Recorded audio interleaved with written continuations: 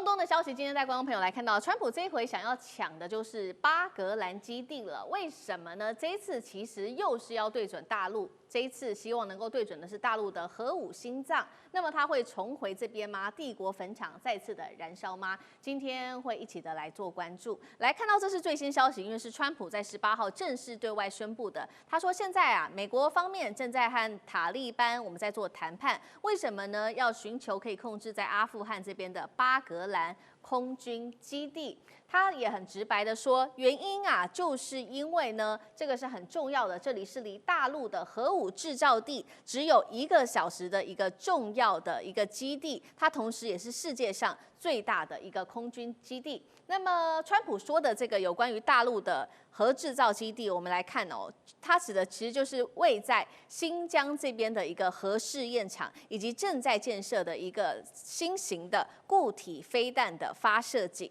巴格兰基地的小档案，带观众朋友稍微看一下哦。有3600公尺的跑道可以供包括了轰炸机跟大型的这些货机在这边做起降。曾经美国在阿富汗这边将近20年的军事行动的一个重要的核心据点。所以节目一开始，请教张将军怎么看巴格兰基地？如果真的再被美国拿下来，就可以直接打击大陆的核设施吗？这个重要的价值在川普眼里到底有多大呢？那我认为这是美国就地缘战略上面来做考量，因为这是从2021年8月31号，美国从阿富汗撤军，这时候整个的阿富汗的政权就被塔利班所掌握了。那塔利班在美国视为恐怖组织，但他现在已经建国，已经就是说把整个的阿富汗政权统统拿去了。对。但是美国所要觊觎的就是阿富汗在距离喀布尔50公里。你讲到的这个机场就是巴格兰空军基地，这是目前阿富汗最大的空军基地。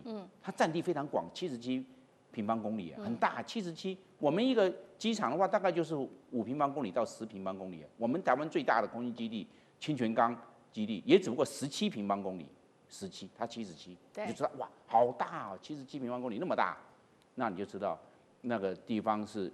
为什么美国是要那个地方？就地缘战略，距离中国大陆的核武的基地，飞机飞行就1个小时。那现在的话，就在这个我们讲到的后门牵制。对，因为要不然的话，战略牵制中国大陆可能对的是美国，美国在太平洋在东边，太平洋的东边，那是看到现在这个自家的后院阿富汗有美国的空军基地进驻了，那这危不危险？那美国派个幽灵轰炸机1个中队进驻。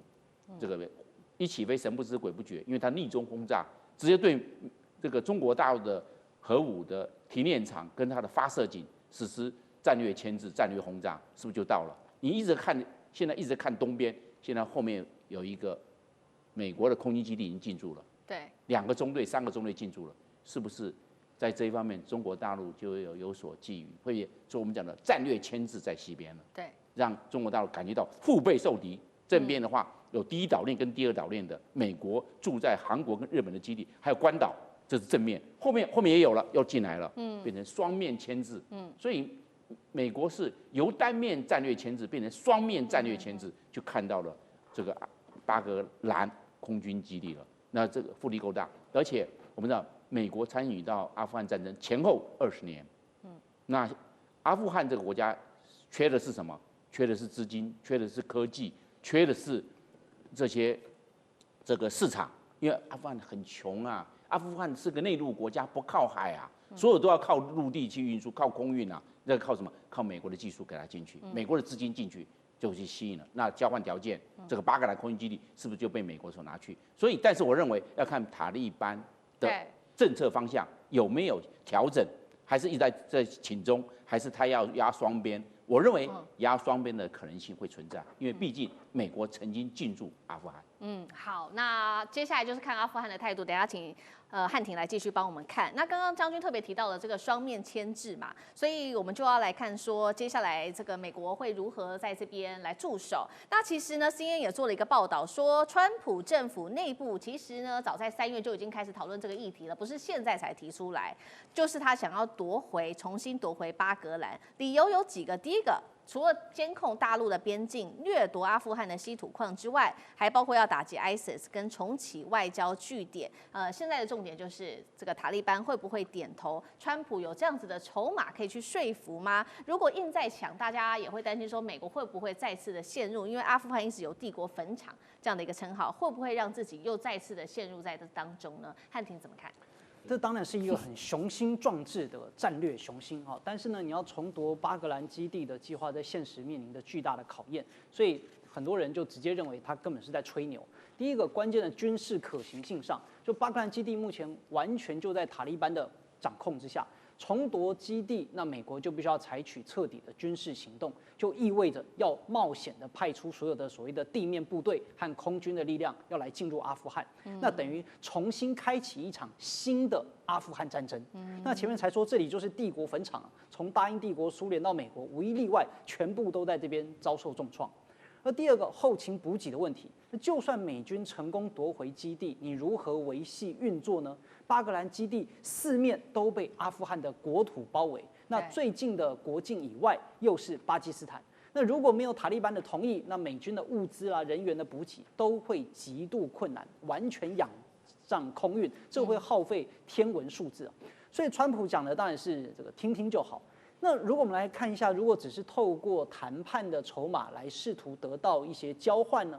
当然美国筹码还是很多，比如说的这个经济制裁啦，然后或者呢，我可以对你有一些外交的承诺啊，那这些可能也都是塔利班很现实需要的，国际合法化、投资、能源、基建、金融，然后或者缓和相关的制裁，这是他最需要。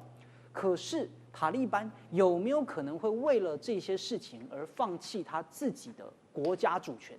就在民族主义高涨的背景之下，把一个有高度象征意义的军事基地交给曾经占领我的美国，你又还给他，那这对塔利班政权来讲，当然是难以接受的政治自杀了。所以塔利班更愿意就我掌握这个基地，然后来表示我自己的高度主权和统治能力。那如果只是其他的交换啊，你要让我其他的一些妥协啦，其他的一些改变，通过经济上的，那可能呢还都会稍微有一些有帮助。但是你说要透过基地的话，大概都是非常困难。好，所以美国真的要拿下这个基地，这个不管是经济啊，透过经济外交，其实都有它的困难度。那一方面，美国之所以这么觊觎这个地方，也就是因为大陆早就已经开始做部署了，所以他们想要早点做防范。大陆在这边部署的叫做战略三角，等一下我们来看。我们先来稍微回顾一下哦，从2018年开始，大陆做了些什么事情呢？它和阿富汗接壤的这个地方是瓦罕走廊筹建训练营，阻止伊斯兰分离主义向新疆来做渗透之外，它也在这边建立了另一处的军事基地哦。那么还有建机场等等。另外就是在巴基斯坦、阿富汗跟塔吉克斯坦三国接壤的地方，它也把它做成了一个战略三角。那难怪美国是很希望赶快拿下来，能撼动大陆在当地的战略堡垒吗？厉将军怎么看？英国有一个战略学者叫麦金德，他提出来陆权论。他认为欧洲跟亚洲是整个一个大陆块，那谁能够控制中央位置，谁就能够控制欧亚这两个大洲。但是这中央位置就是中亚嘛，但是谁中亚里面的中央位置就是阿富汗。所以历来来讲，为什么说阿富汗是帝国坟场？每一个国家、每一个强权都要占领，都想要控有这块地方。那从以前的波斯帝国开始，一直到近代史的英国，然后苏联，包括美国，都曾经想要占领这块地方。那你看这块地方，它的北边是哪里？就是中亚、吉尔吉斯、土库曼这几个中亚地区的国家。那它的东边是哪个国家？它东边就是巴基斯坦，然后它的西边是哪个国家？就是伊朗。这也就是以前古时候丝路所必须要走的地方。那你讲这瓦罕走廊非常有意思。这条走廊来讲的话，是帕米尔高原中间一个峡谷地方。那以前这个唐三藏玄奘到印度取经的时候，就是从这边经过的。那大概每一年大雪封山，真的能够走的时间大概只有4个月。那这条走廊也很特殊，它跟中国是相连的。大家看一下。这个中国来讲就很奇怪，有一条这个走廊跟中国连在一起，然后这边连到阿富汗，但是北边来讲是土库曼这些中亚国家，南边来讲是巴基斯坦。为什么有这么一条细细长长？它的长度有多少？有400公里。那中国控制了100公里，阿富汗控制了300公里。它最窄的地方大概只有3到5公里哈，最宽的地方也不过是75公里。